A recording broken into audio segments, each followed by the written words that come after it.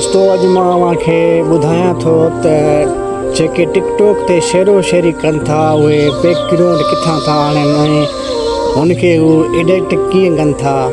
अॼु मां इहो तव्हांखे सारो कुझु हिन वीडियो में ॿुधायां थो। तव्हां मुंहिंजो हीउ वीडियो आख़िरी ताईं ॾिसिजो, तव्हांखे बिल्कुलु आसानी सां सम्झ अची वेंदी त वीडियो खे एडिट कीअं कजे ऐं शेरी खे जेको आहे बैकग्राउंड जेको ॾियनि था उहो किथां आणिजे, जेको मशहूरु बैकग्राउंड हूंदो आहे उहो किथां आणिजे।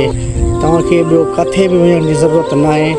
तव्हांखे जेकॾहिं अगरि बैकग्राउंड आणिणो आहे त सभ खां पहिरियों ई तव्हां टिकटॉक ते सर्च कयो, इहो सर्च कयो जेको वायरल हली रहियो आहे, जेको बैकग्राउंड हली रहियो आहे, तव्हां उनखे डाउनलोड कयो। उतां तव्हां आसानी सां उतां डाउनलोड करो। उन खां पोइ तव्हां हिकु जेको बहितरीनु एप्स आहे एडिटिंग जो बहितरीनु एप्स आहे उहो आहे कैपकट।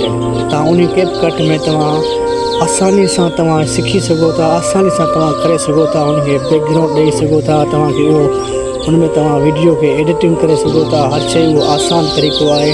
तव्हां बिल्कुलु मां बि उतां कयां थो ऐं सभु माण्हू जेके बि आम आहिनि सभु उते ई एडिटिंग कनि था कैपकट में। तव्हां बि उन एप्स खे जॉइन कयो, एप्स खां फ़ाइदो वठो। इहो बहितरीनु एप्स आहे, तव्हां इन मां ई तव्हां एडिटिंग कयो। जीअं मां हाणे मूंखे शायरी ॿुधायां थो, इहा बि ज़बरदस्त शायरी आहे।